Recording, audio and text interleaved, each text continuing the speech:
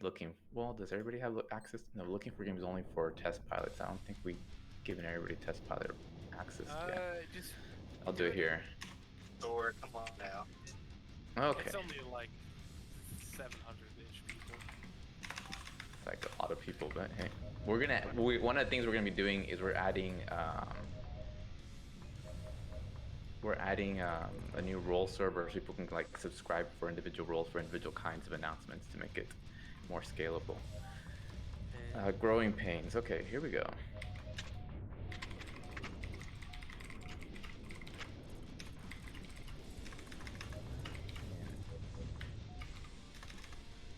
See on that.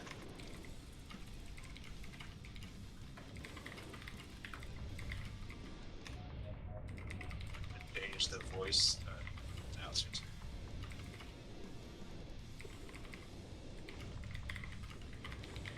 Let me link to the Twitch channel.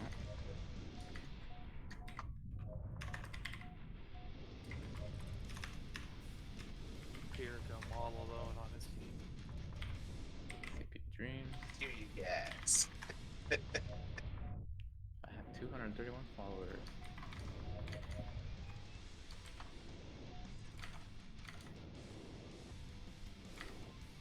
Okay. Today's presentation is going live, and the name of the presentation, I should probably include that.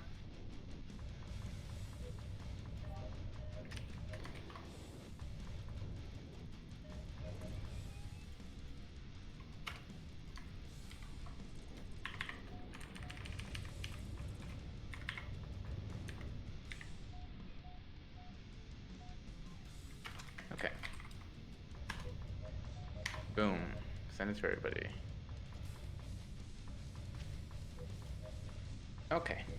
So presentation's live. I mean, the ping is live, and I'm gonna start the stream. And we're streaming. Hey, we're live. Welcome to today's HunterNet playtest. This is a very special playtest because this is a playtest after our launch of our Indiegogo campaign, and it's also an opportunity for me to announce our. Hold on.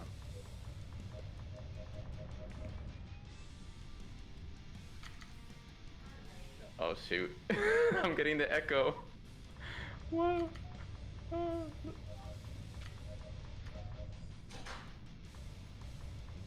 Stop that.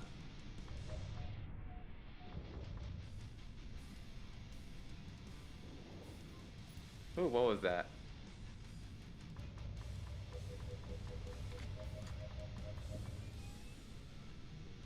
Okay, sorry guys.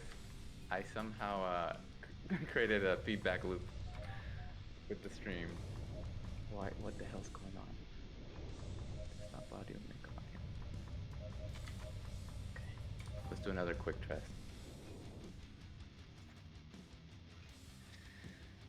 Okay, my sincerest apologies for that false start there. I'm not a professional streamer. Let's see if this time the video and audio are working correctly. We don't get that crazy feedback loop. Guys, on the Discord channel, you can click on the Twitch link and tell me if I'm sounding normal and it's clear. That would be a big help to me. Anybody? Zotto? Scrams? Strike? He doesn't say you're live on my end yet. Okay, next is Dark Shade can hear me. Thank you, Strike. Okay, does it sound good? No crazy feedback?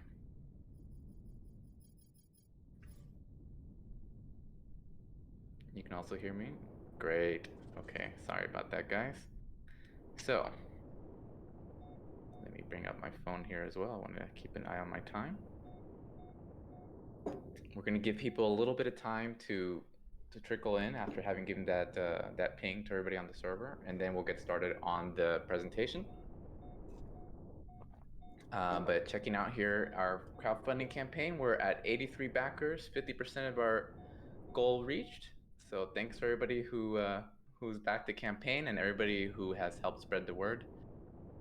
It's a huge help for us. You can turn yourself up a little bit. Here, let me adjust my microphone a little bit. The Twitch chat ping, yeah, that's a good point. Let me Let me find a way to get rid of that sound. Shouldn't be that hard. Where's the thingy? Toggle the border. How do I stop the sound? I think other settings. There. Somebody say something in chat. Leave me a message in chat if you can, and I'll see if the ping is gone. Okay. Thank you, Sandro. Okay. Perfect, guys. Okay, so we got that. Chat is good. Thank you, David. Hopefully I'll get better at doing this in the future, but thanks for bearing with me. So the campaign is at 50%. We're halfway through our $15,000 or $12,696 euro goal. We have 27 days left. I also released yesterday 3 new tutorial videos, and one of our new members was kind enough to take his time and go in and timestamp everything for me, because I was sort of in a rush and didn't timestamp it. But this is a really good video for the new players, and you might even experienced pods might find some new tips. Same thing for the G-forces and the missiles lessons. But today what we're going to be doing is going over this new section of the website that just went live right now, called the HunterNet Plan Features. Let me reload it, because I think, yeah, there, it's Plan Features. Ivan put that there for me, and we're going to go over this. I'm going to present it to you, but you guys can always come back and look at it later, and we'll refine it over time. So now we've given people enough time to sort of trickle in. I'm going to get ready to start the presentation. Everybody who is in our voice chat here on Discord, this is a good time to mute your microphone, so we don't have anybody accidentally speaking. And gunmen, if anybody comes in and there's any issues, please take care of it for me, or you or Dave, since you guys are mods. Temporarily mute somebody if necessary. Hopefully it won't be, but just in case, keep an eye on that. Okay, so let's begin. So we decided the hunternet.gg website that we created before the campaign went live is still a work in progress, and we're going to keep adding to it. But recently on the Discord, I had a conversation with one of the new players, and it really brought to home that we needed to go into more detail on our website, just so there would be fewer confusion and people would be more on the same page, both among people who are new to the project, and even some of the people who are already part of the community for a long time. Is important to sort of bring more clarity to the project and a lot of the new stuff going forward. So we created this page as part of that process. And there's, of course, also the HunterNet Beyond Arena into Universe talk that I gave a while back, and also the HunterNet crowdfunding talk. Both those talks also are really useful to sort of better understand the project, where it is and where it's going. And this is a continuation, basically, of that series. So we're going to go over in 2 parts. The first part is going to be the methodology, talking about development methodology, and then we're going to talk about the planned features, and we're going to go into some of the high-level mechanics behind those planned features. Okay? So the development methodology. So as you know, HunterNet, I'm a one-man developer with 4 very talented community members that form up the startup team.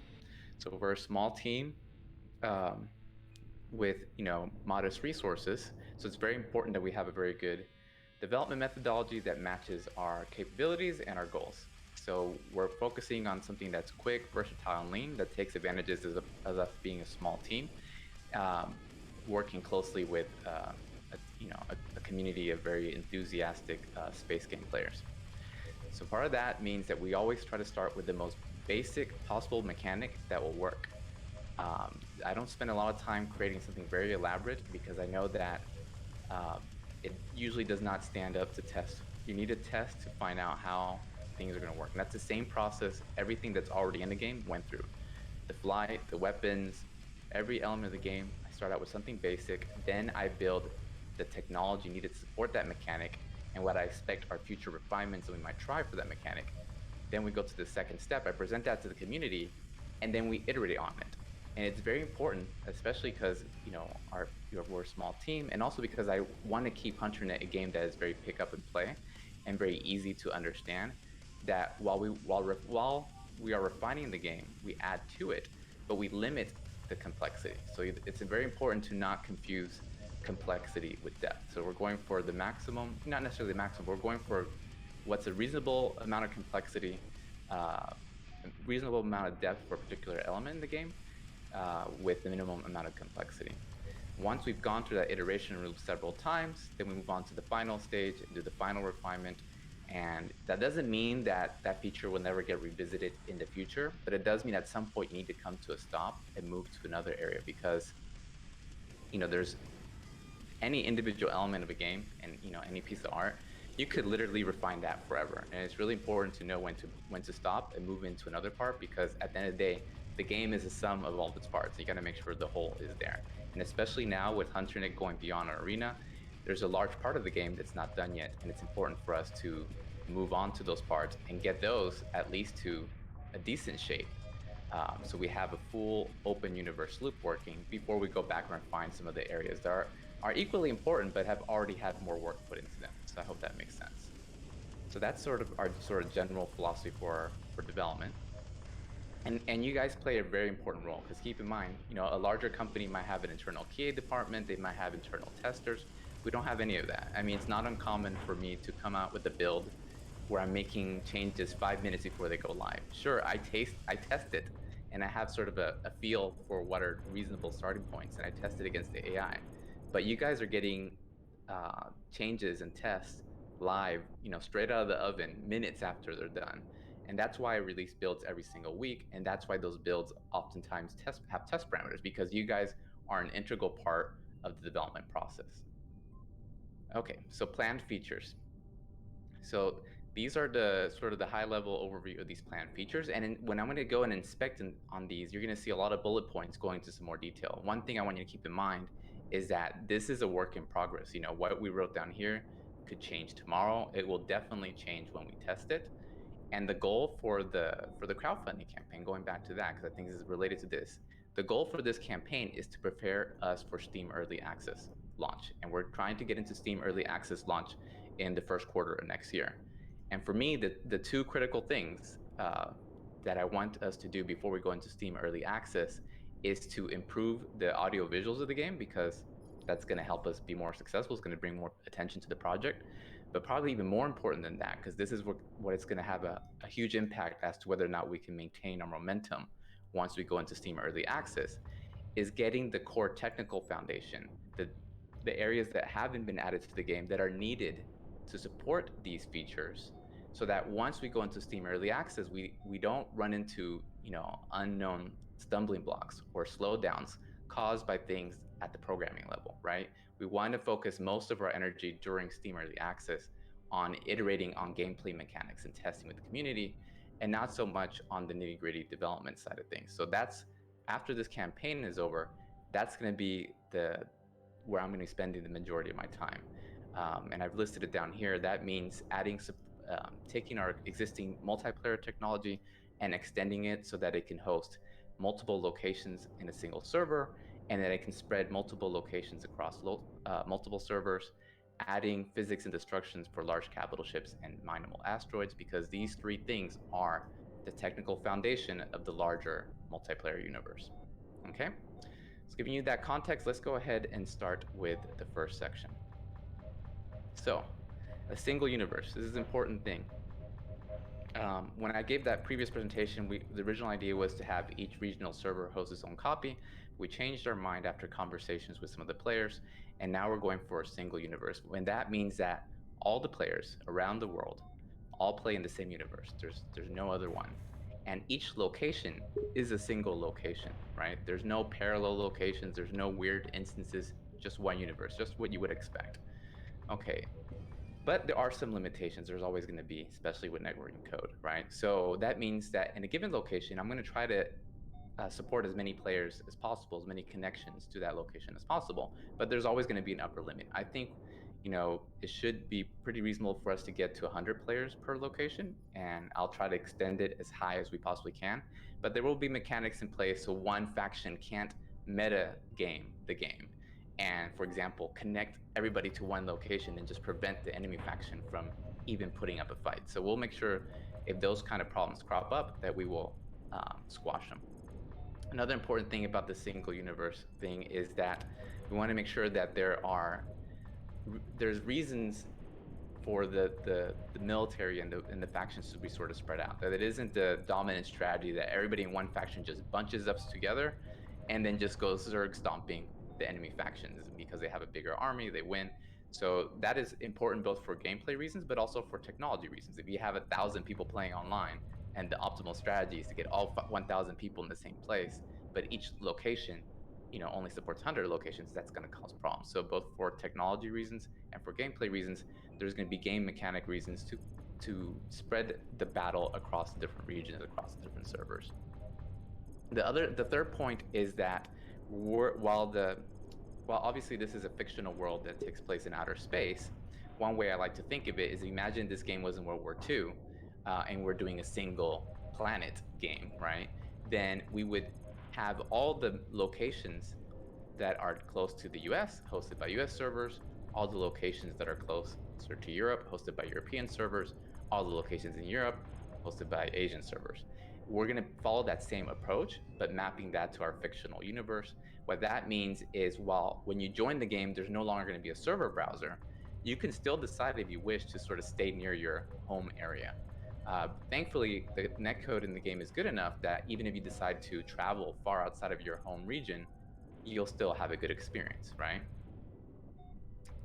But yeah, so I think that's an interesting element. It makes sense. Most people, just by the chance of the game, will automatically connect you to a region that's close to you in terms of ping. You're going to see a lot of Europeans in a part of the space. You're going to see a lot of Australians and New Zealanders and Asians in a different part of space and so forth. And I think it's going to add a nice little element of flavor to the universe. Okay, so the next section is travel mechanics. Kind of a long section. So travel mechanics are really important because also the way the universe is constructed, it's not a seamless universe. It's multiple locations connected by jump points. So think of it as a network, like the internet or a graph, right? So with the travel mechanics, you'll do faster and light jumps, and those jumps will require fuel, and they'll have cooldowns, right? And there'll be multiple ways for you to access that jump capability, and there's going to be a lot of logistics associated with it. So first point here is that because you cannot just jump point to point, because there is this graph, this network of locations and paths between those locations, that allows us to create things like choke points, potential choke points, difficult decisions as to which route to take, which areas are more important to fortify, which locations you want to put more resources into. In outer space, it's big empty space. If you simply allowed people to fly directly from any point to any other point, then you're going to get rid of all that geometry, get rid of all those possibilities. So by creating basically a road network for jumps, it adds all sorts of additional rich gameplay. Okay, so jump drives themselves also have limits.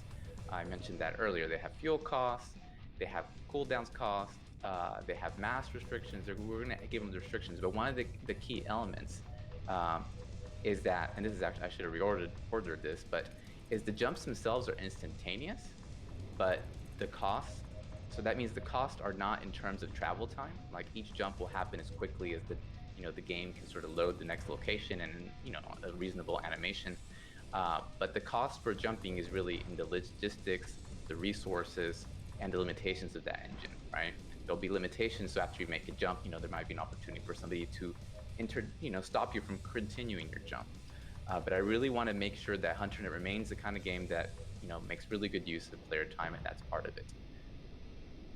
Another thing is that not all starfighters are coming with internal jump drives, right? You might have a starfighter that can't jump at all, in which case you're going to be dependent on other ships or external dockable jump drives. If you watch the Star Wars prequels, remember how that pre-Jedi fighter kind of docked into that little ring and used that to do a warp drive? Think of something like that. It's basically similar to docking on a carrier, but smaller and more portable. So I want there to be different ways to get jump capability, and for access to that jump capability and the limitations of that jump capability, playing a very strategic role, right?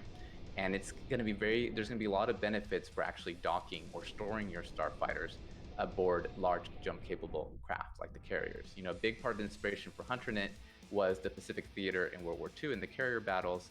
And if these little starfighters are always self-reliant, always doing things by themselves, then you lose a lot of those elements. So using, coming together, putting your resources on a capital ship, and then having that capital ship perform the jumps, there's going to be game mechanical reasons why that actually makes sense, whether it comes resource costs and so forth, right? But those kind of low-level details is not what this presentation is about, but is the kind of stuff that we will be iterating on during Steam Early Access.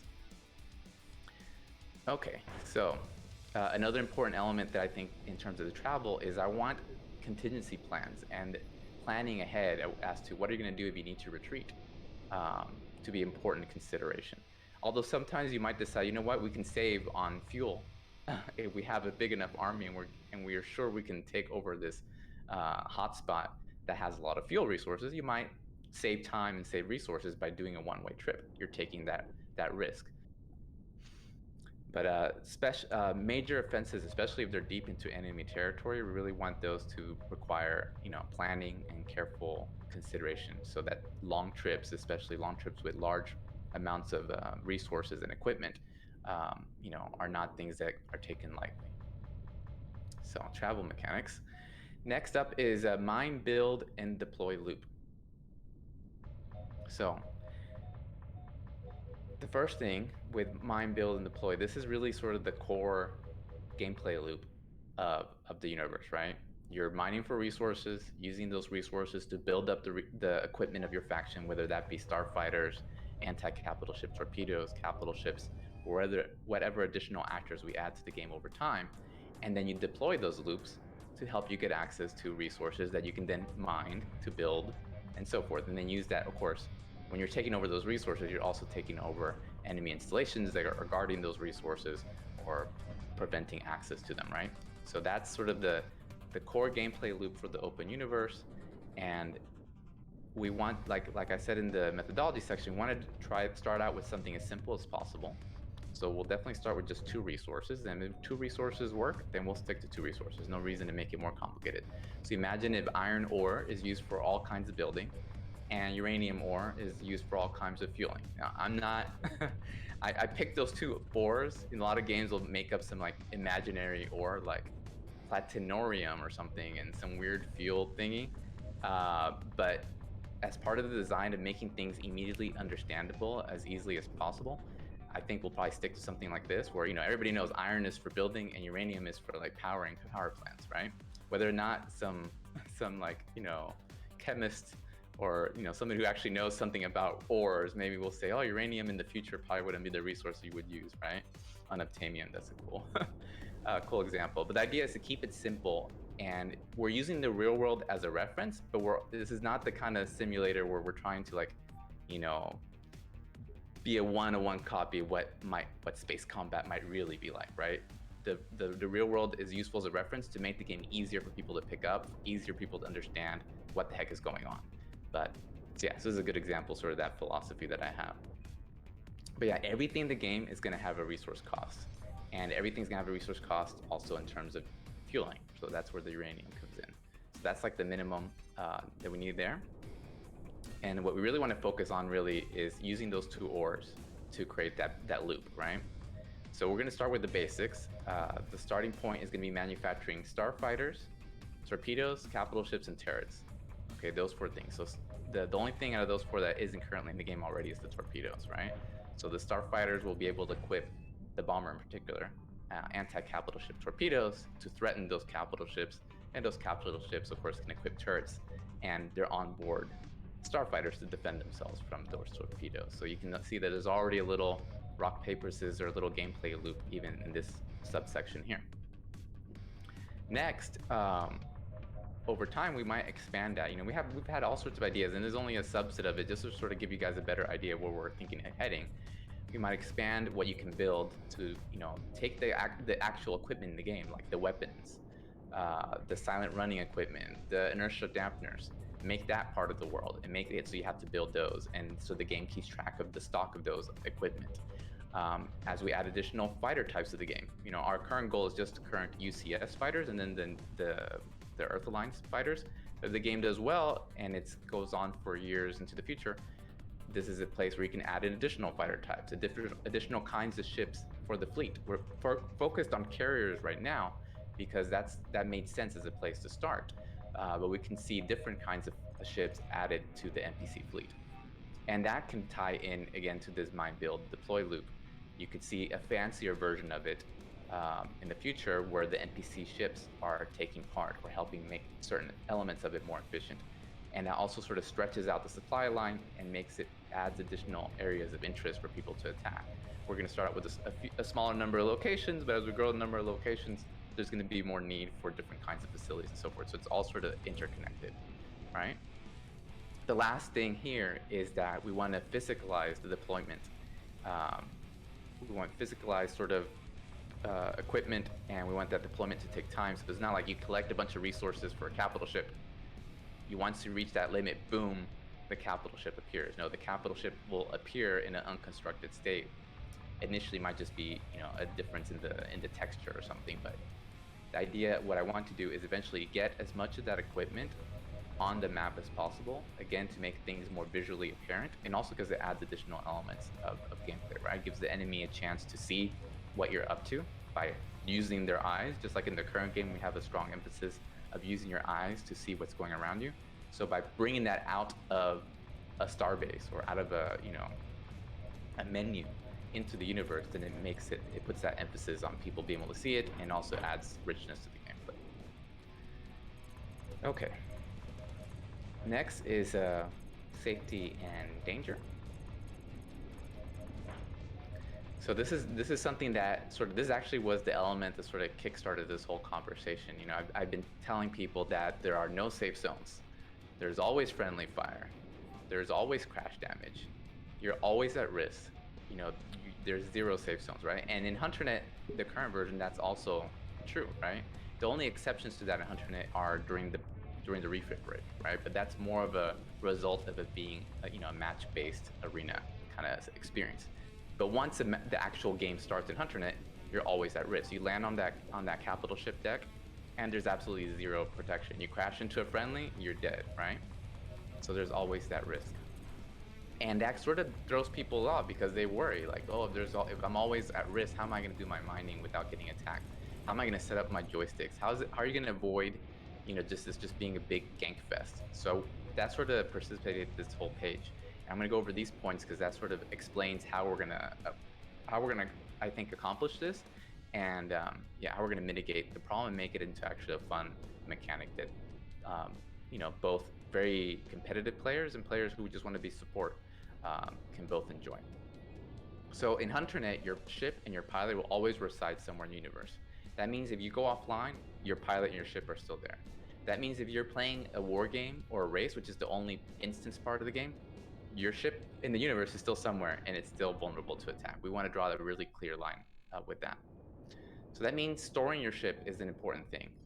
So if you want to mitigate the risk, you can fly to friendly space, somewhere that has a very powerful capital ship, maybe one of those new 5-kilometer capital ships we're planning on adding to the game, one that's really well defended. Go to a space station that's well defended, and then land there, open up your ship menu, and store it before you disconnect. Because if you disconnect out in the middle of nowhere, your ship is going to stay there, and we're going to try to keep it in that space as long as we can, given the server resources. That will immediately get rid of problems with combat logging that I hear happens in some games. But sometimes you might actually do that on purpose, right? You don't want to fly back. Maybe you're in enemy territory, you're hiding behind some asteroid, you're just in a starfighter. At the end of the day, the resource cost of a starfighter pales in comparison to the resource cost of a carrier. You're willing to take the risk of somebody finding it and intercepting it, or even knowing that you're there. So you disconnect, and that's fine too, right? It's your choice. Another thing that sort of mitigates this risk of you being killed everywhere is that HunterNet, every member in HunterNet, like I said during that previous presentation, is a member of the military. That means even if you're playing absolutely by yourself without any friends, you have all the other orgs that are in that military, all the other players that are in that military, all the NPC ships and carriers and capital ships that are part of that faction, whether it's the UCS or Earth Alliance. They will help you, right? They got your back. Now, if you go flying to enemy space by yourself, that's your problem. But if you use that to your advantage, it's not the same as a game where you play as a civilian or as a prospector by yourself, and all the risk and all the reward are yours. The risk and the reward is distributed, so that sort of takes a little bit, that makes the situation a little bit more manageable, right? So yeah, now people always ask, you know, that you know, getting attacked by the enemy, okay, it makes sense, you expect it. Nobody's gonna complain when they go play Street Fighter that the other guy punches them in the face. That's expected. But there's the element of trolling. That's something that's not gonna happen in Street Fighter, well, at least not normally. But if you have a friendly on your team who purposely goes after you and takes advantage of that friendly fire, that could be annoying for sure. So that's something we definitely are taking into consideration. And there's already things in the current game that sort of make that a little bit harder to do, right? By default, you don't target friendlies. Okay, a smart troll can figure that out. But if you target a friendly, you don't get any pips. If you do that in the universe, we'll make sure that once that ship is destroyed, that pilot gets demoted. So whatever military progression he had in that faction gets demoted, just like you would expect if somebody started shooting their friendlies in a real military. Well, depending on the level of you know destruction that he did, you could be respawned in a horrible ship with no weapons and no faster than light travel. Easy enough to deal, so I don't really think that we're going to have a huge problem with trolling, but it's definitely something that we're going to keep an eye out for. People taking advantage of that friendly fire, but I do not want to get rid of friendly fire because it adds a lot of richness to the game, having to take that into consideration when you fight. And then on top of that is that there's not just a risk from the true risk shouldn't be from those trolls or from friendlies. It should be from the enemy faction and also that alien threat, right? So as long as you mitigate the enemy faction and the alien threat, then you have that risk factor you can control yourself. The questions, guys, I know I've been seeing there's some comments in chat. Since I want to get through this relatively without taking too long, I'm going to save those to the end of the talk. So if you have a question, I'll hold on to it, or I'll read it later. So where was I? So yeah, so there's a significant cost to going to enemy territory. That's going to make it so that you can mitigate your risks. If your ship is destroyed, you respawn where you last docked. So that means if somebody attacks you, if they're not part of a fleet, then you have that home field advantage, right? You kill them, they go back to friendly territory. You get destroyed, you respawn in friendly territory, right? The stations of carriers have automated defenses. They can launch AI fighters. You can fly towards them. You can land and dock and store yourself, and then you would only lose your ship if that station got destroyed, right? And the final point is that lasting damage is not going to come from somebody just destroying your lone ship. The lasting damage and the real focus is on taking out carriers, taking out space stations, right? That's going to be the focus of the big factions who want to make a big impact on the world, right? So all that I think will mitigate that, but still allow us to keep a no safe zone rule in the game. Okay, or gameplay. So I think we've covered the really big ones, and these last three shouldn't take nearly as long. So or gameplay is really important to us because this is a multiplayer focused game, right? It's multiplayer only. We want to give people reasons to play together with their friends, and org is basically a way for you and your friends to organize and have more control than you would if you simply were playing directly underneath the control of the two military factions.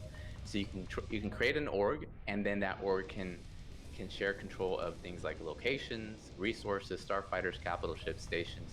The idea is over time to expand that, right? So that can be everything from a really small org, maybe it's just you and your friend, to a very large org. But the idea is the same. An org is a way for players to organize and pool their resources, right? Orgs also will receive support from their faction, but they're also expected to support the faction itself. So for example, maybe a certain percentage of every ore you mine gets put into a military faction-wide pool, and a certain subset goes into your faction's your org-specific resources for you to use how you see fit. Within an org, outside the org, we talked about this before. The idea is one way to think about sort of HunterNet's universe is think of it as an RTS where all the players are the individual soldiers, like the Marines in StarCraft, and there is no one player who's the general telling everybody what to do. So as the Marines themselves, through their actions, are are shaping what happens in the battlefield. They determine where those NPC resources go and which NPC resources you have access to. So for example, if there's a faction-controlled carrier that's not controlled by a specific org, and you want to use that as part of an expedition to enemy territory or just as a support ship while you're mining, you dock on it, and as long as enough people from that faction dock on the same carrier, each ship will have a different limit, and they all tell it to warp to the same location, then it will warp. So that prevents a single player from going around and causing havoc. So it's sort of like a democratic system. But within an org, since it's managed by people and there's systems outside of the game that you can use to remove people from the org, add people to the org, we'll relax those restrictions, and an org can delegate and say, okay, in our org, everybody has access to everything, we trust everybody, and then you don't need 10 people to decide that this carrier should go from location A to location B. So that's another very important element of orgs. Another important element of orgs is that it gives you elements of customization, everything from ability to name your capital ships, the UCS Defiant, for example, to customize their external appearance, and to have org banners or org insignia. We really want to invest in this part of the game because I think it's one of the things that really leads to a long, lasting, and healthy community, right? And in our website, you can see they already have some previews of what we're thinking of doing in that area, right? Okay, next section, the alien faction. So the alien faction is important, and it's the third faction we'll be adding to the game. So right now we have the UCS. It's not complete, but the UCS is there. The 3 fighters of the UCS are in. The next faction coming in is the Earth Alliance, and they will also get 3 fighters, as well as their own set of capital ships. And later on, if things go well, we'll go beyond that. But the third faction, the one you saw in the Indiegogo trailer, is an alien faction. And what's important about this faction, it is by far the most powerful faction. It's a threat to both factions, and in fact, a threat to all of humanity. And it is AI controlled, not human controlled. It's mysterious, it's different. It'll be the last faction we added to the game. It's the one that's less concrete in terms of the details, but we'll figure those out as we go along. But the idea is that this adds a really interesting twist to the battle between the Earth Alliance and United Colonies. Plus, it's a really nice sort of trope from science fiction that there's this mysterious alien faction that the humans have to deal with. And as you probably can tell from sort of HunterNet's lore and the way it's set up, it's designed to be, very familiar and easy for people to understand by following sort of very well-known things that we all love from science fiction, right? And so we really wanted an alien faction in there. So when an alien faction comes in and starts causing havoc, it's going to cause you to have to change your plans. You can't just ignore it. Also, it brings an opportunity cost to expansion. The more territory you control, the more resources you have, the more likely you're going to be exposed to that alien threat. It also opens up opportunities for a faction who is on the down and out, who's depleted, who has trouble. You can take advantage of that chaos. So those opportunities that the alien faction attacking both of you, but primarily attacking the bigger target, can give you an opportunity to regain lost ground. And also, I think it's going to lead to really cool moments where both human factions might all of a sudden decide, at this point, it's better for us to work together as a team and, protect our resources and hold off the aliens, and then continue our sort of struggles after we deal with the major threat, right? So that's what the alien faction is all about. And then the last element is war games. I left this to last because this is basically the HunterNet of today. And we're not, it's not as closely tied to everything else, and that's by design. But I think it's something that is really worth keeping. And I could definitely see, and just because I left this for last does not mean it's not important, right? I could definitely see players who simply prefer spending most of their time playing war games, or who maybe they're just dedicated races, and there's nothing wrong with that. If you play that way, all power to you, right? So war games and races are basically instance games that have no direct impact on the open world. We might have some cool indirect ways that they impact the open world. Like maybe you're a really hotshot racer. That'll show up in your profile when somebody looks you up in the open world. It's like, oh, this guy's like the winner of the UCS, light fighter, battle royale cup, right? So there's ways to tie them together, but the key idea is like, what you're doing in those instances, it's not going to risk your ship. You can use whatever ship you want. What risk your ship is what's happening back in the universe, right? So it's a perfect place for quick play sessions, for racing. If you want to do like organized competitive play where it's like 3 versus 3, 5 versus 5, or maybe competitive duels. It's a great place to practice without risking your resources. It's a great place to play with friends, right? And it's a great way for us to take the really fun game modes that we've already developed, like attrition, capital ship assault, bounty hunt, and keep them in the game, and also expand that part of the game going forward. So again, that means that the individual locations that host these kinds of things, they can be multiple instances hosting them across the different servers, right? While you're playing war games, you can use any starfighter from either faction. So even if you're in the main universe, you're an Earth Alliance pilot. In the war games, you can fly as a UCS pilot. If you haven't developed that ship in your org, you don't have access to it, you can try it in the war games. None of those sort of resource costs play a role in the war games or in the races. It's up to you how you split up your time, and even for players who are really focused on the universe side of things, the war games still provide an excellent way to practice, to study your enemy's equipment, or maybe just to have little private chats in game while you're deciding and plotting what you're going to do in the universe itself, right? So it's a very cool feature.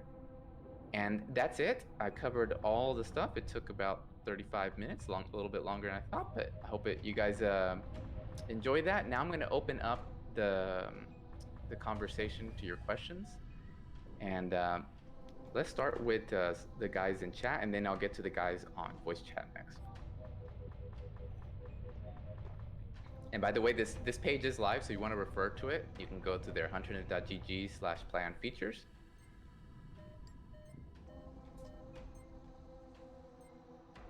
Okay. Anybody have any questions? Any of the questions you asked previously, they've scrolled up, so I can't see them. So please type those in. Anybody in voice chat, if you have a question, you can unmute your mic now and ask away. Don't be shy. Are you guys still hearing me? Yes. Are we going to be able to join multiple orgs and participate with multiple orgs, or are we going to be limited to one at a time? That's a really good question, Strike. The honest answer is I hadn't considered that. But yeah, no, that's a good question.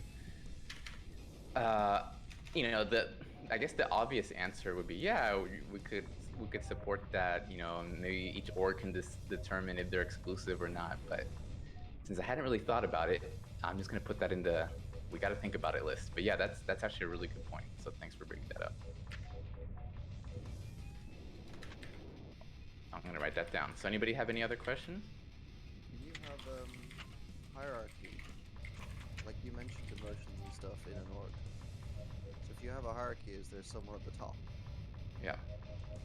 And you mentioned something about like there's no person at the top. There's like Yeah. the RTS. Yeah. Would you not have like a general of an org that can make like super high level decisions? Yes. That's a good question, David. So yeah, so at the faction level, at the Earth Alliance or UCS level, there is no general, right? But at an org level, there will be one person who created that org, and it's sort of like creating a subreddit on Reddit. There'll be some basic permission system. Like how sophisticated it will be will depend on our testing, what we see is necessary. I don't want to make it too complicated, but because I think a lot of the sort of delegation and organizing within an org can be handled simply through the rules that those players put together and enforce by letting people in or not into the org. But the whole point of the orgs is that you can have other sort of governing structures and other ways of organizing your resources. So the orgs all together sort of have to coordinate between them because there is no central leadership that can force the orgs to do anything. But within an org, you have a lot more flexibility, and that's the whole point of one of the major points of having them. To follow up from that, you were talking about how we're going to build capital ships and stations and how they're going to form a backbone of safe space and big operations when we need to deploy large forces. Are all of these going to be org controlled, or is there going to be a major centralized fleet instead? Because I'm envisioning a situation where you have 1,000 players for a faction that are split in roughly, 12 orgs, and each doing their own thing? Or are we going to have a single unified, stock of capital ships? Yeah, no, there will definitely be sort of the idea is for there to be definitely faction controlled, like not org specific capital ships. So some of the capital ships will be controlled by the orgs that built them and put the resources together. But like I said during the talk, a percentage of the resources that you collect as an org are going to go back to the faction, and the faction will have some basic AI that will say, okay, if a lot of ore was collected in this area and delivered to this station, then we'll build X amount of ships. Really simple logic so that you will sort of get to know how it works. But that will create a backbone. And plus, when the game first starts, let's say we go through early access, we've worked out these mechanics, and we're ready to reset everything for the game going live, then you'll pre-populate the universe. These areas are controlled by the UCS. These areas are controlled by the Earthlines. The orgs are going to start from scratch, but the two military factions will already have sort of a foothold. So that gives people a chance to build and grow up under the sort of the protection of the AI NPC fleet controlled by the military faction that they joined. Inter-org interaction within the same faction. Are you expecting to add? Ethan asked, what about the interaction between the orgs? That's something that I haven't thought of in too much detail. I mean, I think most of that is going to be up to the players, right? Like, if I'm friendly with another org and we decide that we're going to work together, then you coordinate your activities through Discord, through your org Discord, and so forth. We'll add elements to the game. Like I said, I want to keep it simple. So maybe there's a way to send messages to an org. Maybe there's a way. Maybe later on we add a way, just like you have a friends list for your players. Maybe we add a friends list for your orgs. But we have to keep in mind that this is already a pretty ambitious project for a small team. So we'll start with basic stuff, just what's the bare minimum needed to get it to work. And then if there's some feature that really makes sense because of a cost-benefit analysis, yada yada yada, then we'll definitely put it in. But the initial conception is most of the coordination between the orgs is going to happen, through communication, either through in-game chat or outside the game. I meant more in the sense of will you be able to exchange resources? Like give them a ship and so forth. Yeah. Yeah, that's definitely an area where we'll put work into. So you could dock on ships that aren't yours, right? So you could maybe on a capital ship, we'll give you a flag to set. Can anybody store their ship here, or can only org members? Is there a way to sort of give resources to other people? I definitely think those are sort of core features that need to be in the game, because that's something obviously you couldn't do outside the game. And if you try to do it outside the game, but like sharing accounts and stuff like that, that would cause all sorts of problems. So yeah, that's a very good point. There's another question here. Apologies is probably.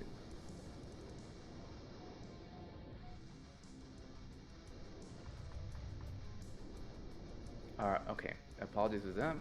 What are the mechanics around deployable structures, structures, and or other mechanics for players to develop or refine race courses? Okay, so yeah, we have our first official race course in the game, and it's awesome, and I really love it.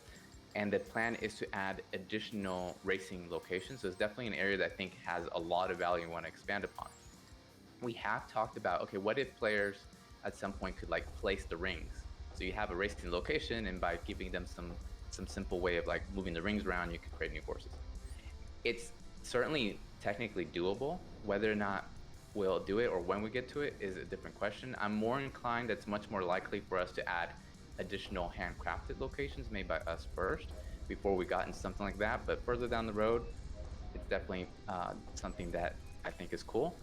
In terms of deployable structures within the game itself, so we're starting out really basics, right? So look at this first slide here. If you look at the rest of the HunterNet.gg website, especially go over here to UCS ships, and you take a look at the carrier, and each of these ships, by the way, you can click on inspect, and you can get more details on them. You can see the cockpits, because right now in the game, everybody's using the heavy fighter's cockpit. But, one of the major points of the Indiegogo campaign is to fund unique models, unique cockpits for the existing ships. So you can actually see previews of that here on the website. This is a preview of the new light fighter model.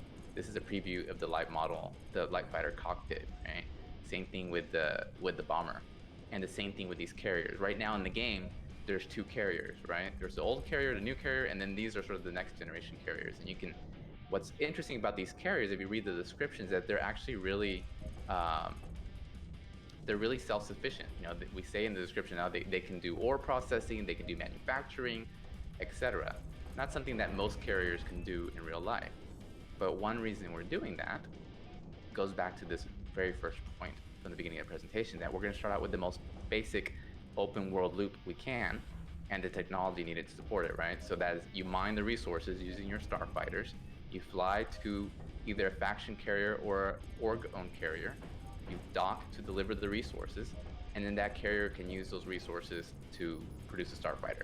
We already have a space station in the game. The carriers, for example, you mine the resources, take the resources to the station, and then that station can produce carriers. Or you tell the carrier to warp to that station. The NPC fleet AI, notices there's a station there, and it goes and delivers the resources.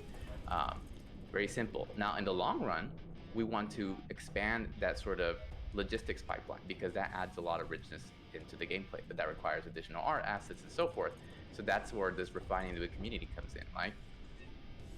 For the initial conception, I don't see us deploying these buildings so much as that their buildings are there and they can be destroyed and repaired, right? So if you go into enemy space, in order to conquer that space, you're probably gonna have to basically destroy everything there, or cause serious damage so they can no longer hold on to it. But then to get the real benefit from it, you're gonna have to repair it. So I see all these additional kinds of locations like refineries, storage facilities, all the sort of stuff you would expect in World War II, right? That's our model. To get that into the map at some point, to add richness and strategic positions to the game. So that's how I see that going. Okay, are the current capital ships going to become smaller support ships that will assist the big carriers that are planned, or they'll be completely scrapped? That's a good question. Originally, we had talked about taking the existing carriers and sort of keeping them along, but then these kind of decisions, like in terms of the art, I like to have Boxol, who's the artist, make the final call, because I trust him, and he's in charge of the visuals. From a gameplay perspective, we need X amount of carriers, whether they're the old models or new models doesn't matter as much, right? So he created 3 models, and this little guy here is basically a small carrier, a little bit smaller than the ones we have currently in the game, right? And it's based on the model you guys saw in the trailer. Then this guy is about the size of the carriers that are currently in the game, but it's a more unique design that more closely fits the UCS sort of design philosophy, because the carriers you see currently in the game, the old ones are literally, licensed art that I bought on the Unity Asset Store, right? Before, I didn't know box back then, right? So I'm not an artist. I can't model a cube. I can model a cube, but I can't do much more than that, right? So he took that model and reworked it, and that's how we got the new capital ship that we see in the Primordium. But he's an artist, right? And artists, they want to make things more their own. They want to make prettier. So he made this ship. So I think his idea is this will replace the current capital ship. Maybe we find some other uses for it. I mean, it is cool art. Maybe we put it in instance matches. Who knows? And then this is the really big guy. This guy's 5 kilometers long, so big that it can actually store the small carrier within it. So it's like one of those Russian dolls, a carrier within a carrier and a starfighter within the carrier. So I think that's a really cool element. Okay. Love the Russian doll reference. And can I ask a question about? Well, I am Russian. Can I ask a question about the scale? So we're creating a persistent universe with 2 factions, capital ships, station, starfighter. What's the initial size of this? How many systems are we talking about? 100, okay. 200, 2,000? Right. No, we're not starting without that many systems. No. But by the way, Sandro, it's funny you said you're Russian. I think 2 out of the 4 startup team members are either Russian or Russian descendants. So there's a lot of Russians in this community. So yeah, that's cool. So it's really going to be the same. The answer to that is really the same thing as with sort of this, mine, build, deploy loop. So going back to the Indiegogo campaign, the current servers, right? You guys probably noticed that you join a server, whether it's in New York, San Francisco, wherever, The first person to join the server has basically admin permissions. They get to pick the locations. They get to pick the gameplay modes. We're going to change that so that the servers actually can host multiple locations. Currently, we have 5 locations, right? They were made before we had this conception of the open world. But as a first, I like to start out basic. What we will probably do, once the networking technology is done, once those upgrades to the netcode is done, and people who, people don't know me, networking is one of my strong suits, right? I've been a programmer now for 30 years. And network programming is something I've been doing for most of my professional career, right? And so we're taking the existing netcode, refining it, and then we're going to take the locations we have, and we're going to split them up. And we'll probably just start out with literally just copy paste. Maybe Boxel, Boxel is working on new locations. So I know he's working on a shipyard location that's inspired based on the current blue map, old blue, right? But we'll take those locations, make as many copies as we need to test the game mechanics, give them some names. Maybe some in the community will come up with some interesting names that are lore, that work well in the lore. Maybe some of the startup team will come up with them. Maybe they'll just start out as location A, B, C, D, and E, whatever. And then use that to test the gameplay mechanics. And based on how things go, then we'll figure out, this game works better with more locations. But one thing about locations that I want to sort of make clear is I see us having basically 2 different kinds of locations. We have the locations like the ones in the game right now that are very hand designed, that have asteroids, that have space stations, that might have multiple points of interest, because those locations can be up to 1,300 kilometers across in every direction. But we can have other locations that are simply there to create roads, to create that geography, right? And they can simply be skyboxes with a couple asteroids, or sometimes they're just open. But they're there so you have to go from point A to point B, so somebody can create a choke point. And those locations are easier to create. But one of our core goals, and that's part of the 4 pillars, is a lot of games use procedural generation, and we're not going to use procedural. It is not a procedurally generated universe. It's not Elite Dangerous, right? So it's more about handcrafted locations, and then with simpler locations to sort of create the spaces in between.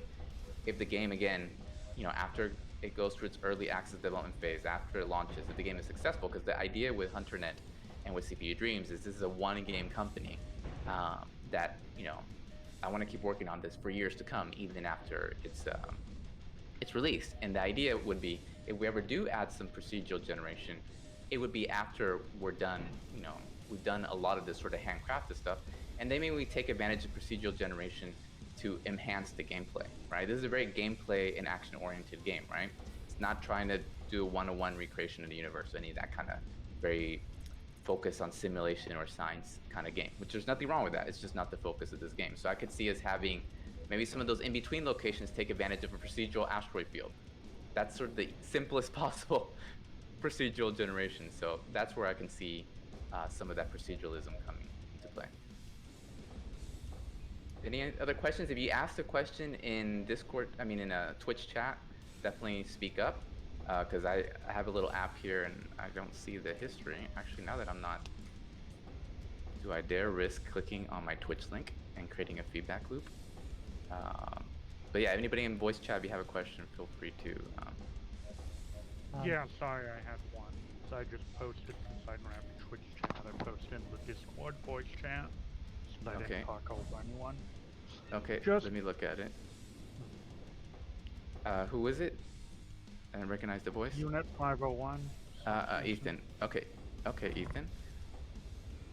You want to ask your question, or you want me to read it for everybody? Yeah, sorry, I can do it. I just wanted to ask if there'll be ability to set any permissions or walls in an org. I get that it can be good to have free-form stuff where everyone just enforces rules, but it seemed like there probably should be some middle ground that's between just, if you don't follow these policies on our website, whatever, we kick you out, and you're right. anyone can do anything, and then we don't have to kick someone out after they toss the carrier. Like the new guy tossed the carrier way into enemy territory and lost it. Something between everything. So I guess I was asking, is there going to be, I'm fine with us having, in fact, have the ability to have, like, everything be completely ruleless, everyone has full permissions if they want, but hoping there's be some ability if you want. That's a very good point. Actually, funny story. I started my professional programming career during the .com era, and one of the things I was in charge of was security and our permissions and role system. So I have a lot of experience in that area too. And yeah, we'll definitely have some basic permission system. Most likely it will be themed around like, maybe within an org you can pick people who are your captains, and if they're captains, that means they have a certain amount of permission. And then you have your another level below that maybe are like regulars, and then maybe you have, cadets or something. And cadets is like everybody starts as cadets, you have very little control. But we want to keep it simple. I don't want it to be like administrating a Linux, role system. How complicated it's going to be, we will be flexible and listen to the community and see what's needed. But I think a relatively simple permission system should give us a nice sort of middle ground. Sounds good. Thank you. You're welcome. I raised a question that was in the Twitch chat as well that I thought was really interesting, which was, how do you separate random collisions against intended trolling? Yeah, that's a good question for sure. Well, number one is colliding into somebody as long as they're moving is pretty hard, so that helps. But in terms of people, if you're standing still and somebody rams into you, and especially rams into you at a high enough speed to do damage, then it becomes easier to say, okay, this is more likely to be a serious thing. Now, we can have rules within the game to automate that. So if there's some sort of like epidemic of people ramming people when they're standing still, then we can add, I can add the logic to check that on the server side, and have the military faction blow up your ship, demote you, whatever is necessary to stop that from happening. But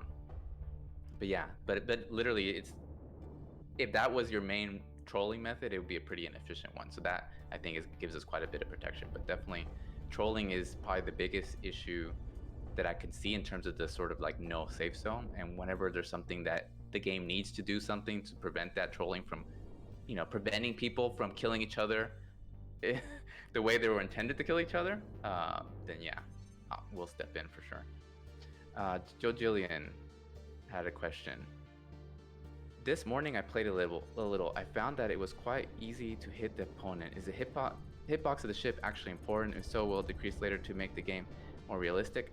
So you're not, when you shoot the ship, you're not shooting at the hitbox of the ship, you're shooting at the shield. And yeah, the shield is bigger than the ship. So you can, friendly fire is, relatively easy to do, but that's just part of the design. Am I going to change it so that the hitbox is smaller and like more realistic? I kind of doubt it. At least not for these ships. The ships are purposely we put a lot of effort into the tuning as to how hard it is to hit the ships, and it's not a game where I want, at least at the small starfighter level, where I want you to have to be aiming for like individual sections of the ship. So yeah, no, you just have to be careful and practice fire discipline. But again, a stray shot is not likely to kill a friendly, and if it is, it's not gonna spend the doom of your faction, right? You can get another starfighter if that does happen. And it happens in war, even with human, perfectly real-world universe hitboxes, right? Hope that makes sense. But yeah, it's very important for me that it's not the starfighter combat is not so focused on precision that that the mouse has a significant advantage over the joystick, and that's part of that design. It's already really hard to hit a real player. Yeah. Like I mean, like this is sorry, I'm interrupting here. I guess we oftentimes people providing feedback, but they obviously played with bots, which are sort of like your training dummies. But as soon as you start fighting like real people, like everything changes drastically. Yeah, for sure. Good point, Lamaro. And Lamaro, by the way, the guys don't know, all the chugs, all that really amazing metal music, never call it red rock, because they'll get Lamaro going. But he made all that music, and he's the artist behind it. He's the artist behind the amazing music that you heard in the trailer, the amazing music we raced to, the amazing music in most of the videos we put out.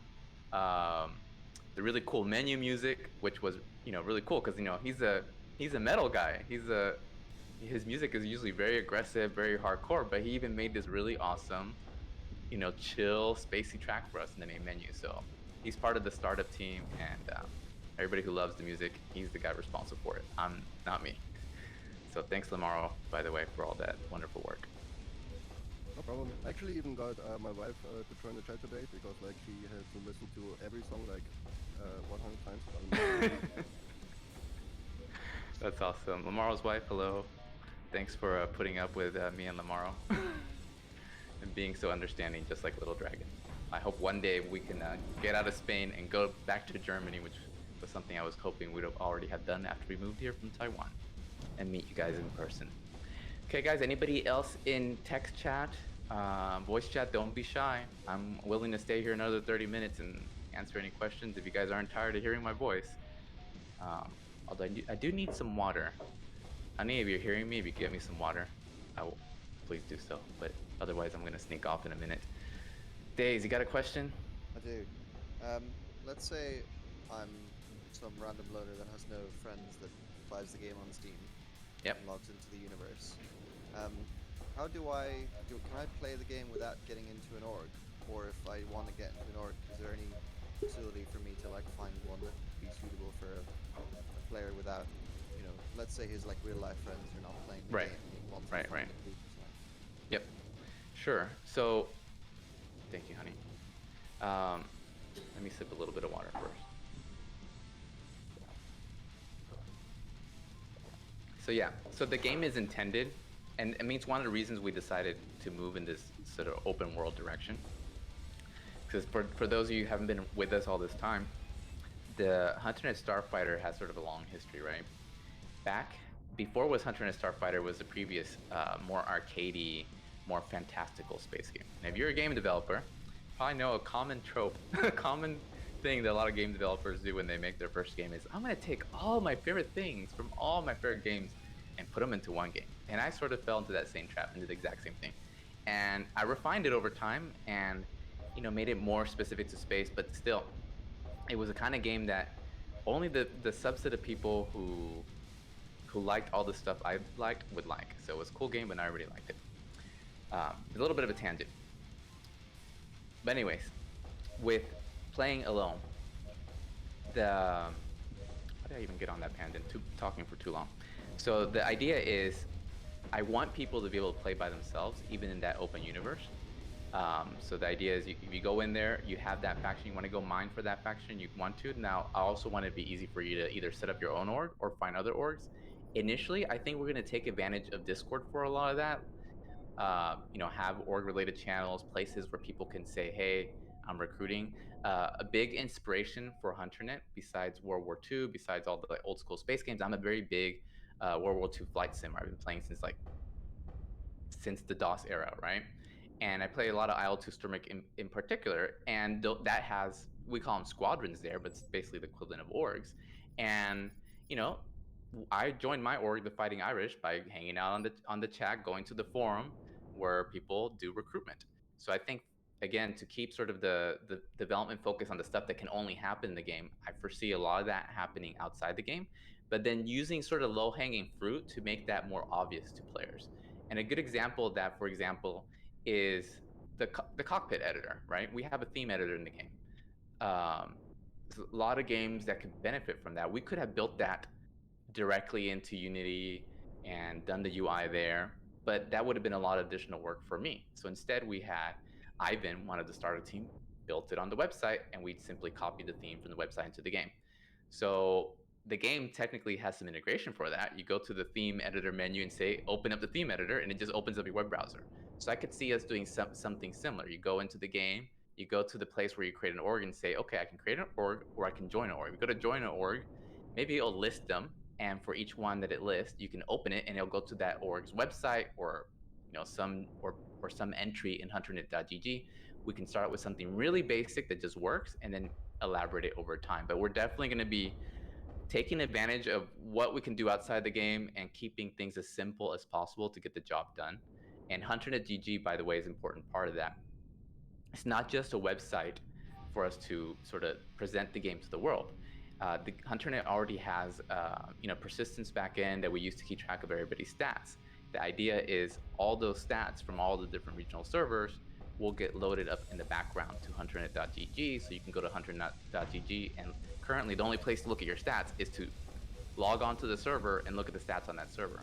Hunternet.gg will have access to those stats, and that will open up all sorts of capabilities and make finding orgs easier in the future. Okay. Any other questions, guys? There's a question from Days. Player controlled capital ships or just AI controlled? Only AI controlled, at least. I don't see player controlled capital ships happening, said maybe many years into the future. It's called, I called the game HunterNet Starfighters. I really want to focus on the Starfighters. And once you let players control capital ships, it opens up a whole nother can of worms. But who knows? I mean, the game does really well. Anything is possible. But the idea with the capital ships is that you dock with them, you tell them where to go, maybe you can give them some basic direction, like be aggressive, be defensive, and then it does its own thing. And it's very simple AI. If the capital ship is loaded with anti-capital ship guns and it's close and the enemy shows up, and you put it on aggressive, it'll fly towards it and open up fire, that sort of thing. So that's the kind of control you have. But in terms of like you crewing the ship with your mates and you being in the bridge, that kind of stuff, that's not planned. Is there any plan to let members of an organization remotely order their own capital ships to different locations? Oh, to different locations? You would have to have some... That's a good question, actually, right? So, my initial... If somebody is in a ship that doesn't have... Like what happens when there's nobody there? This is a perfect example of the kind of stuff that we need to test, right? Because I hadn't thought about that. That's the honest truth. But I could see that a problem. Like my initial conception is like you give it the order, you dock with it, and then you go to a location, and then you can undock. You can ride it to that location. If you get destroyed, then you will respawn on that carrier. That carrier would have X amount of capital ships. What happens when all the starfighters on that capital ship are destroyed? Now there's nobody to give it orders. Now, realistically speaking, there's still the AI crew. So maybe when that happens, they will try to warp back to the nearest friendly territory, or the friendly territory that they came from. That's probably a potential solution. But that is the kind of thing that I really think is best tested through iteration with the community. I think the scenario in my head is, just say you have like 2 people in an organization. You've got a starfighter that can't do jumps itself, so you take the carrier over to do some mining, and then because it's in a safe area, you log off undocked, and while you're logged off, second person comes in and takes the carrier somewhere else. Takes somewhere else, huh? And then when you come back on and they've logged off, you're now just sort of stuck there. Yeah. My honest thing is that sounds cool. That's like awesome emergent gameplay. I want this game to be like dangerous. People got stranded. I mean, Amanda's grandfather was a soldier in World War II and in the Chinese Civil War, right? They moved to Taiwan. He literally commandeered the last boat leaving from mainland China to Taiwan, right? And he got stuck behind enemy lines, and he was gone for a long time. His wife thought he was dead, right? I don't know if it was a month or how long it was, but it was a long time. And he crawled through rice paddies, took a small boat across a river while bombs were going on. The boat was spinning. That kind of stuff is like so exhilarating. So yeah, if you didn't take the time to dock with your ship, and then your org mate didn't realize that you were in the sector and left you behind, that could be the beginning of a wonderful journey, right? It would just be the beginning of you not being able to play until the other person... Well, you will be able to play in that region, and you could always eject or self-destruct, right? Pay the cost for the mistake. Or ask your friends to come and warp in another ship if you're part of an org, right? We all see I don't play Elite Dangerous, but I hear stories about like the fuel rats. People get stuck in the middle of nowhere, so they have to call the fuel rats, and the fuel rats come in and help them out. Definitely, if there's some sort of weird edge case that is problematic, and we have to come up with some more gamey solution, then we consider it at that time. But my initial sort of gut feeling as from a design perspective is like some of those kind of accidents and sort of those mistakes can just be good learning opportunities that can actually end up being fun. Again, I play a lot of like World War II flight sims, and I really enjoy playing them under more realistic conditions where you have limited fuel, where you have to fly all the way back and land and make sure that you touch down and preserve that ship because it counts towards the war effort. IL-2 had this feature where it had a campaign editor, and the players took it upon themselves to make a more fancy campaign editor that was played on a website, so that all the missions, even though the game itself didn't have an open world, right, we would be playing missions that were all part of this greater campaign that added that extra level of realism, right? And you could run into these kinds of problems where you get stranded, you run out of fuel, you're not coordinated, and I sort of want to capture as much of that as possible. But of course, my development process is very open, so I will definitely listen and hear people's opinions and address problems the best way. But that's sort of where I'm coming from. To follow up on this, two questions actually. One is about the capital ships were there. You're planning on having, a tactical map with deployment of all your capital ships for an organization, so we can track where stuff is. And the second question is about the limitations on fuel and stuff. Are you planning on having limited ammo for our guns, such as Gatling? That's a really good question. Whatnot. Yeah. So when I was talking about fuel earlier, that was specifically jump fuel, right? Not like the regular fuel when you're traveling in normal space. And in terms of maps, that's a section that hasn't come to the website yet. But yeah, there's definitely going to be some maps. They're gonna, they're gonna be designed. They're gonna have limited information. The exact details are not there, but there definitely be maps. There's definitely going to be your onboard map for you like navigating the jumps network, and there'll probably be some sort of strategic map to get a better idea as to what's happening in terms of the war, right? Who owns what? What information has been relayed by people who are in certain locations. Whether those two things are the same, right? Like you use the same map that you use for navigating your jumps and setting your destinations for your faster and light travel jumps, or they're separate maps.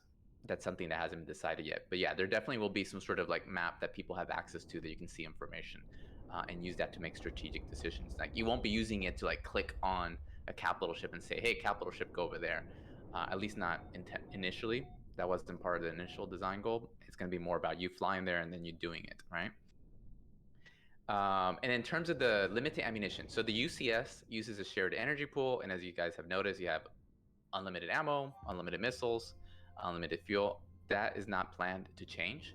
But the second faction, the Earth Alliance, is different, right? It has it's going to have its own avionics, its own resource system, and its own unique aspects of the flight model. And one of the unique aspects that I thought of a long time ago now is that in the UCS, instead of having a shared energy pool that powers your shields, your weapons, and your thrusters, the Earth Alliance is sort of the opposite of that. I mean, they represent Earth and the inner core.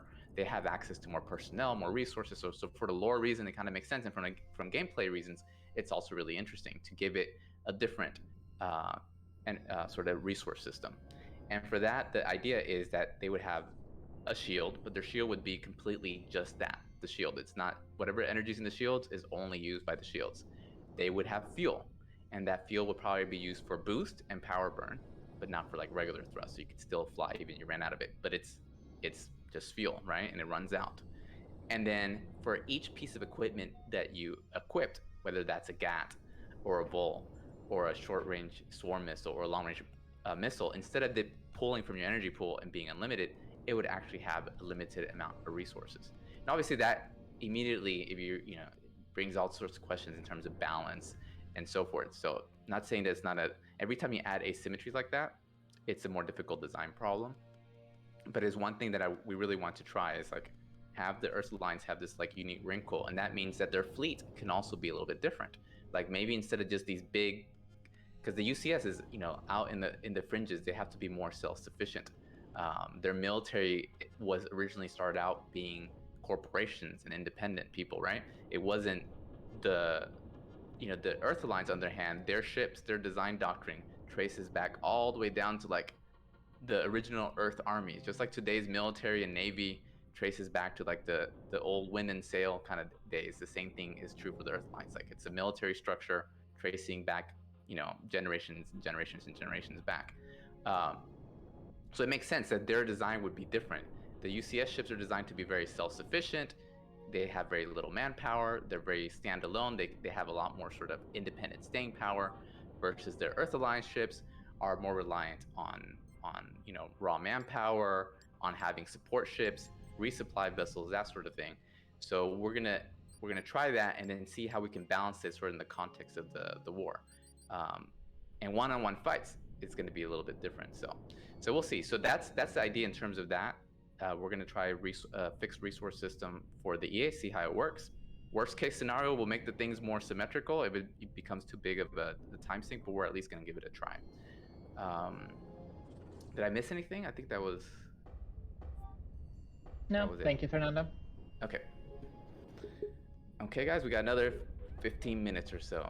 I have a question before I hop off here, if that's all right. Of course, it's all right. Nexus is one of those rare players that have been around from before Hunter-Net Starfighter. Go ask ahead, Nexus. So, in terms of the travel network, is that going to be exclusively system to system, or is there going to be something in place for between planets within a solar system, etc.? Yeah, that's a very good question, actually.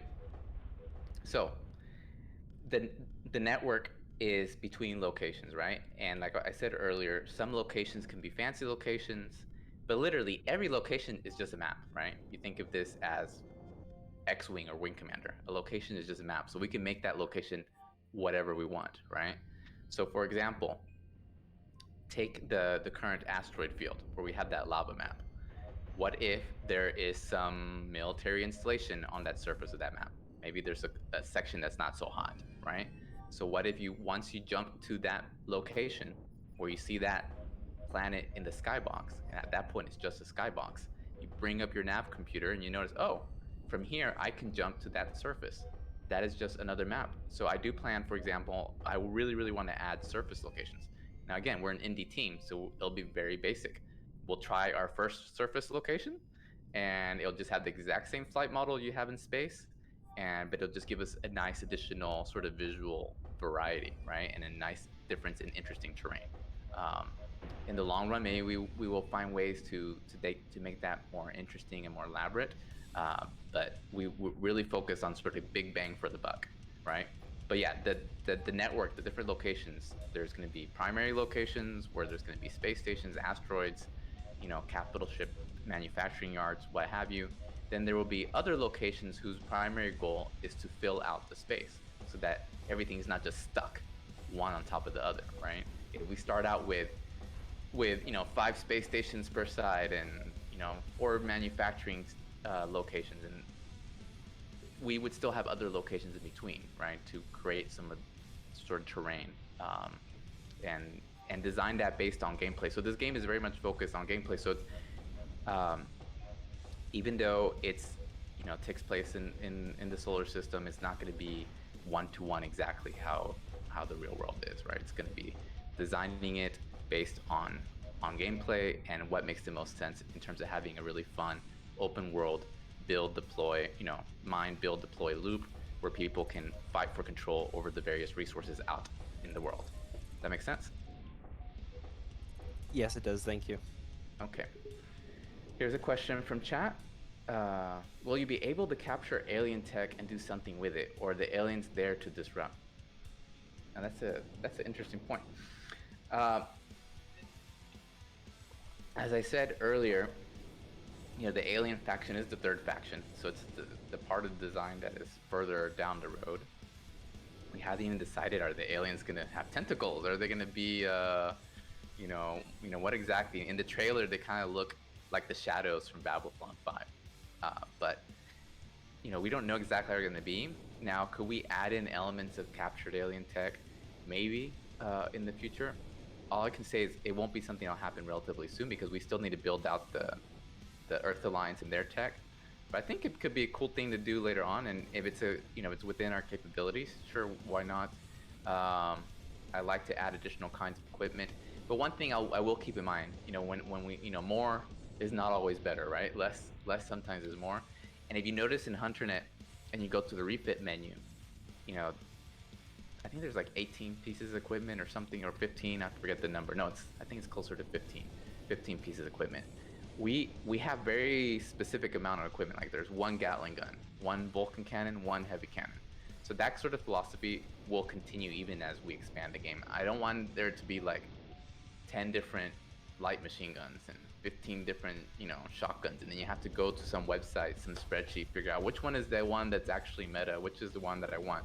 So even as we add additional stuff, every single piece should fit a very unique space, a unique spot in sort of the game's design, and it should be relatively easy for you as a player to just like read the description, give it a try, and understand, oh, so this is the capabilities this adds to me. So when it comes to alien tech, yeah, we can find some cool alien tech that could be sort of a thing that an org or somebody can try to salvage after fighting off the aliens, and then they can use that in their battle.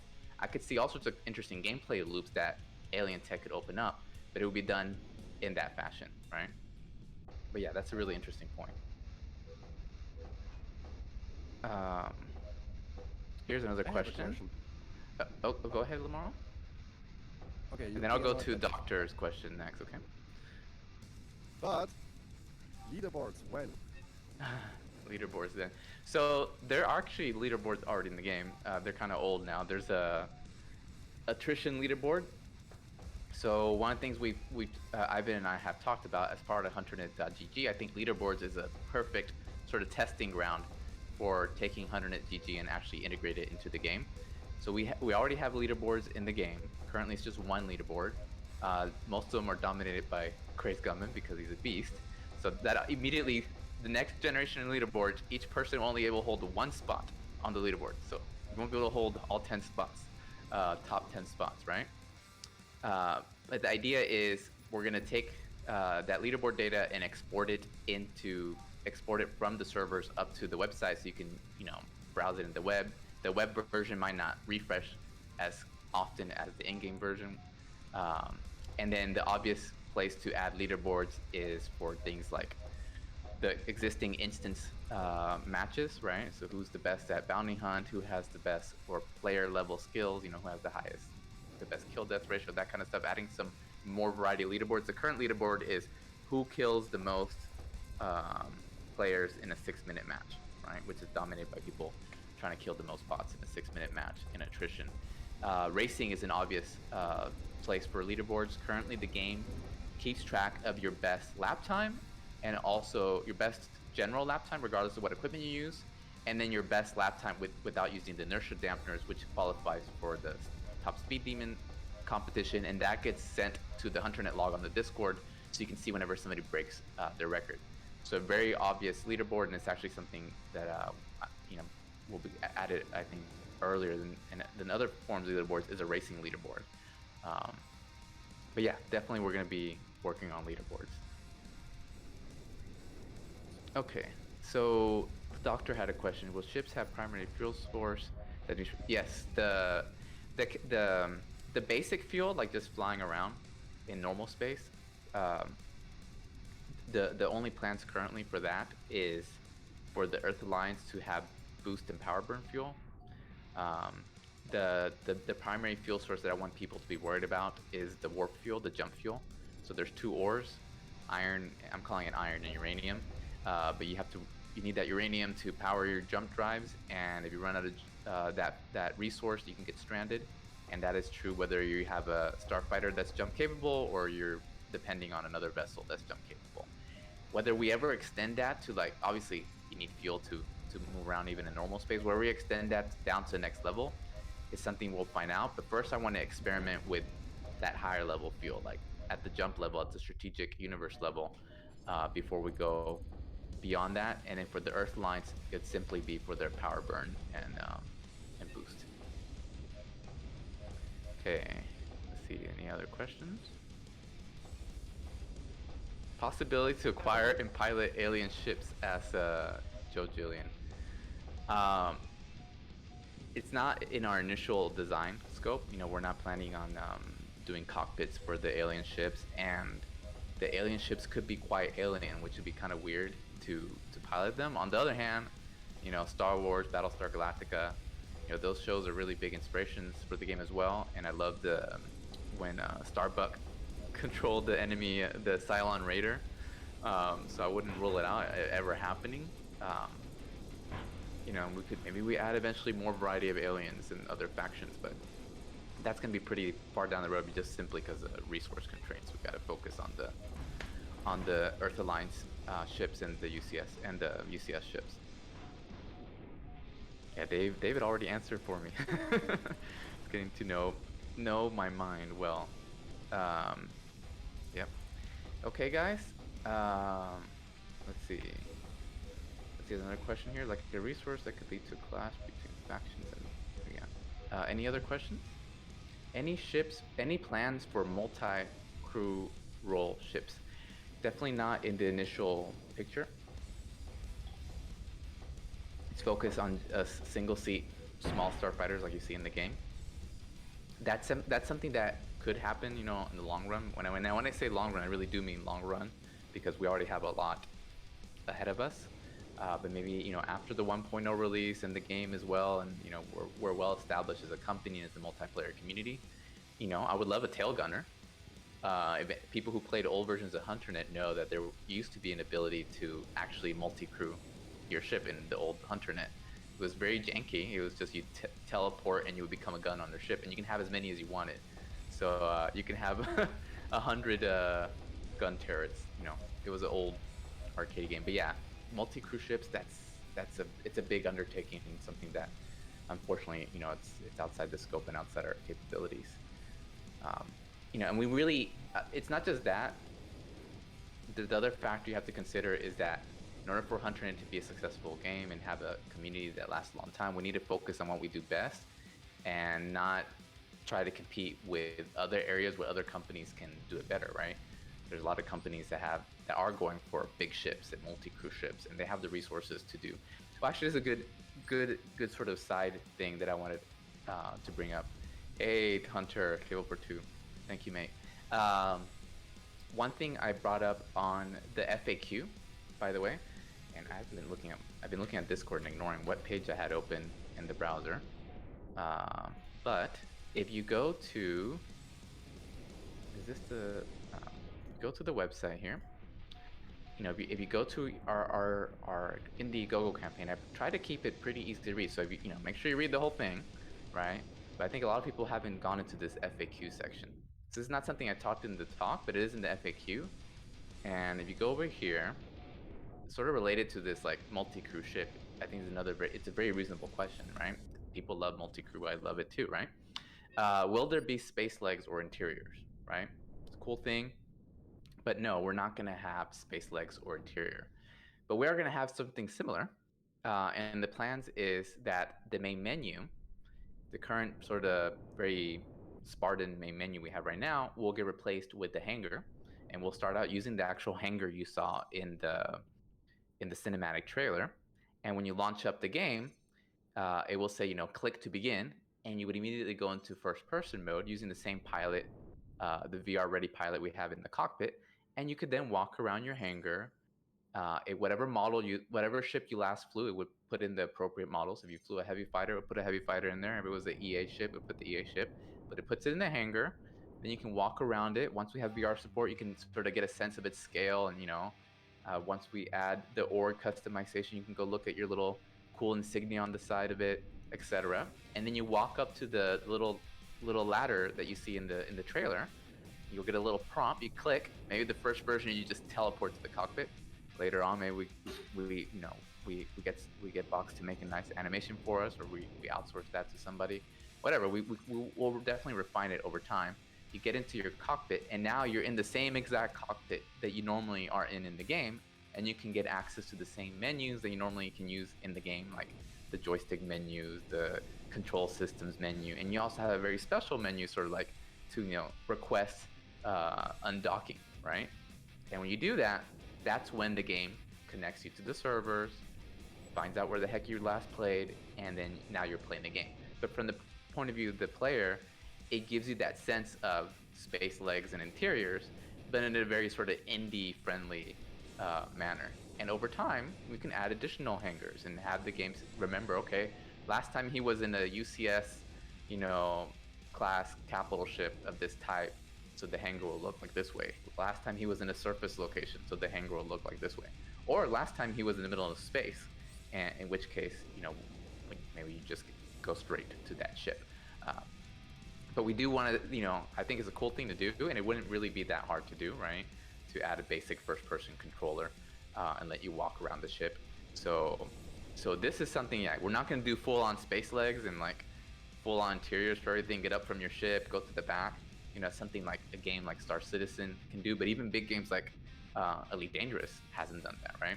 So that's outside of our scope. But if we can do it, we can give people that sense of scale through the menu. I think it's something that it's something they will definitely do, and it's something that I expect to have version 1 of it in the game before we go into Steam Early Access next year. So if you dock and move the capital ship, the turrets would be the AI. That's the chance for sort of multi-crew. Yeah, that is actually a good point, and it's something that I did. People have asked for in the past.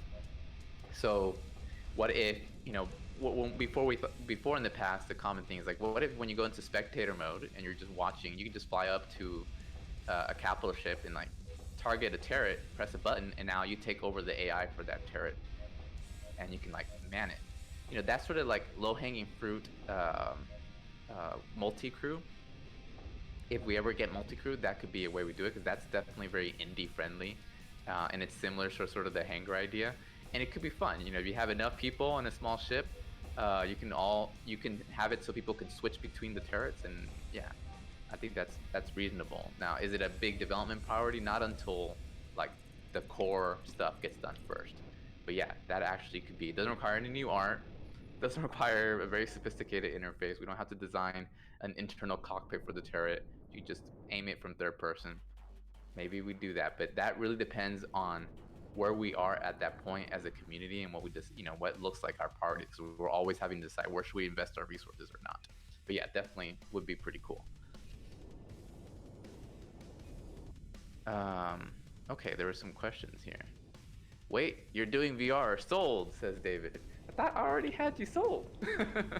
So yeah, the game has track IR. It's had track IR from the beginning. I started using track IR since version 1. God knows when that came out. And VR is something that I think would be really cool. I had a VR headset. It was the old DK2. Didn't have VR headset. Long story short, I don't have a VR headset now. Plan is to buy the Oculus Quest 2 when I visit my folks later this year and start prototyping it and try to get that out to you guys as quickly as possible. I also have, and I'm touching it right here, I also have a Tobii eye tracker that the guys at Tobii sent to me a while back. I will admit that I did set it up and then I tried it in Elite Dangerous because I do have a copy of Elite Dangerous, but like I said, I've literally only had one dogfight versus a human in Elite Dangerous, and I never completed a mission, right? But I opened up Elite Dangerous and tried their Tobii Eye Support, and I don't know if it was because I didn't have it configured very well, but it just didn't feel as good as even the first generation track IR, unfortunately. So that kind of, I lost a little bit of the motivation to do it right away. I still plan on doing it. I've seen a lot of people using it in Star Citizen. Maybe in Star Citizen it works better. But yeah, so I think Tobii Eye will eventually go in. It might initially go in just as a track IR alternative. Maybe we'll find that it's cooler to use it for like eye-based targeting. I don't know. The APIs look relatively simple, so I definitely want to do Tobii, but I consider VR much more important and much higher priority. But most likely what will happen is when I start working on VR, I'll just do Tobii at the same time because it's just, they're related. It's the same kind of code, right? Going into sort of our, pilot view related code. And we have a good step forward to VR because of track IR, the UI, everything handles multiple perspectives and you leaning forward and all that really well. But yeah, definitely VR support is something I want to do. because it's a big goal for the game is to have really awesome support for simulation hardware. I'm a sim pilot. Back in the States, I had I had my force feedback joystick. I mean, I even want to bring back Microsoft force feedback joystick. I still have my MS force feedback too. I was looking at the direct input APIs for that and seeing, man, maybe I should bring that back with me from the States and just get some basic force feedback. It'd just be cool. I mean, find some way of doing it. But adding as much sort of sim hardware support to the game as possible is definitely, something that I like to do, and something that, to be honest, a lot of times it's a big bang for the buck. It's mainly programming, something I'm good at. So definitely VR support is planned. Very planned. Okay. Any other questions, guys? I had a question. Hey, Gunman. Go ahead, Gunman. It was basically just something more specific with like having permissions for capital ships in an org. I was just wondering if you considered for having the light capital ships that instead of just having it be where, oh, you have your permission where anyone in this rank can use the light ship. It'd be nice if it was possible to assign a specific name ship to somebody. So if they went out and got it destroyed, it's up to them and the rest of the org to decide to rebuild it for them. So you don't necessarily have to demote people if they keep, like, running the ships out. It's if they keep destroying the ship, it's just, like, gonna take them a long time to get it back. He's gonna take away your keys. It's like, yeah. So you gotta get, like, 5 miners, and you gotta, like, hit the rocks if you want that ship back quick, because otherwise we're not gonna be putting too much resources into it. Yeah. No, that's a good point. I could see that. To me, one of the most interesting questions about this game going forward is, like, at what, the combat right now is fun, right? The racing is fun. Obviously the game is not huge. There's not tons of ships. There's not tons of weapons. Not tons of map. But the gameplay is there and it's a lot of fun. How, out of all the stuff that I showed in the presentation, what is the bare minimum of those things that we listed there, where the open world loop, where that factional warfare and that org play is fun? Does it get, and I want to get to that fun as quickly as possible, and then get some experience playing that loop, that very basic loop, with those minimum amount of pieces, and then use that experience that we get from that to decide, oh, this is actually working really well. Because you learn so much by doing it and by trying it, right? I want to avoid sort of the design by the cathedral kind of design, right? Where you have to design where every little stone goes ahead of time because it's this big behemoth, right? It's more of like I said, a lean thing. But Gunman, I mean, it's a perfect example. Once we start with org version 1, it's kind of like G-Forces. How much time did we spend on G-Forces tuning it to get it to where it is today? A lot of time, right? Forever. Same thing with this org stuff, right? We're gonna start with really basic org. Is gonna be, you have the org leader, and he can kick people out or let people in, because that's the simplest possible thing I can think of. Then the org leaders can figure out, okay, we're running into these kind of issues. This is a problem. Let's try this. There's no point in investing tons of time if the orgs are all small, like the I don't know. How many people are in I don't know? How many people are in chicken? And no one knows. I don't know. I think I don't know can probably do most of the management themselves. But as the game gets more successful and it starts growing, then okay, we're gonna need more roles. We're gonna need ways to delegate things and assign individual ships to people. That's when we add it. But avoid wasting time on that until it actually becomes a necessity, and focus on the other parts of the gameplay. It's sort of a big part of how it's really, really important in order for us to do, more with less, right? And one thing I wanted to sort of bring up, nobody asked this question, but I think is an important question to address. When I did the Beyond the Arena into the universe, right? At that point, we're thinking, oh, there'll be parallel universes. So I didn't even call it an MMO. When I thought, you know what, if we just have, instead of having every server have its own copy of every location, and we just had different servers host different locations, now you have a single universe. Now it's basically an MMO. At that point, I wasn't so eager to use the word MMO because, number one, I don't play MMOs. I never played World of Warcraft. I never played any MMO, for that matter. I guess I did play one. I did play some. Sorry. I guess Elite technically is an MMO, even though I don't think of it that way. They call it MMO. It is peer-to-peer based. I don't really think it qualifies 100%. But okay, it's an MMO. Don't burn me for that if I said it. Star Citizen I think qualifies a lot more, and I played that. But I've never really been an MMO player, and plus I don't even when I think of Star Citizen, Elite Dangerous, I don't even think of them as MMOs. I think of them as just open world space games, right? But we're technically an MMO. When I talk to my like design friends, oh, HunterNet's now an MMO. Anybody who's a developer knows like very beginner mistake is like, hi guys, I'm learning Unity. I want to make an MMO, right? Are you nuts? Are you crazy, right? But so I'm sure some people who who hear HunterNet MMO can have that sort of negative reaction. But why did I decide to go down that route? Is because even though MMO is associated with like huge scope, tons of features, at the core, for me an MMO is really what it what it says there. It's a massively multiplayer game, and for me beyond that, personally, for me an MMO is if you have two things that are called an MMO, and one is like instance based and like more like a massively parallel game, then it feels less MMO like to me. So to me an MMO is about everybody playing together, right?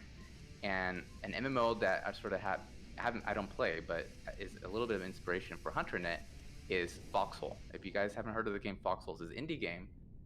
Takes place in sort of an imaginary World War I, World War II, and it's two factions fighting together.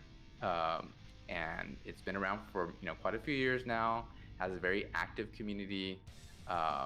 It is not this huge game, and it's not a huge development team because it's very focused on action gameplay. It's a top-down game. It's not even first person. And so for me, that's what made me think, okay, I'm good at netcode. We're not that, it's not that much of a stretch to get it to support an MMO. If we keep the gameplay focused on the players, on basically a World War II inspired dynamic campaign kind of thing that I already have experience from as a player, we can do this. And it actually would be better, not just for me as a developer, but I think better for the community. Up till now, what makes this community special is it's a multiplayer community. We're all playing together. Because the original vision for HunterNet, Starfighter, because it's changed before, was back in 2019 when I first sort of opened up the prototype that I had at that time, May 2019. That's when I showed it to Tor. I checked back in the AOTW, like, when did I first show this game to the guys here? And it was May 2019. So back then, I was more thinking, okay, I'm going to make a game like X-Wing, which I grew up on, the original DOS X-Wing, and you'll be able to do the kind of stuff you do in X-Wing. That was made by a smaller team, right? But all the stuff you can do, you could also do it online, and you can do it with your friends, and it was just sort of X-Wing with multiplayer, which is sort of what X-Wing versus TIE Fighter was. That was my original conception. But with just the way things have evolved, I really thought that this new direction is actually better because single player campaign, story missions, none of that really draws on my personal strengths. And while it would be cool to do, I think it also would be harder for the game to sustain a long-running community if it's primarily a single-player game or a game you play, in little small pockets with your friends. So that's why we decided to sort of go all in this more MMO direction. And the other reason was, when I thought about it, the amount of work in many ways was similar, right? In order to have a meaningful campaign similar to the ones in X-Wing, you need capital ships that don't just sit there, right? That you can blow them up. You need, a lot of the sort of core, sort of elemental pieces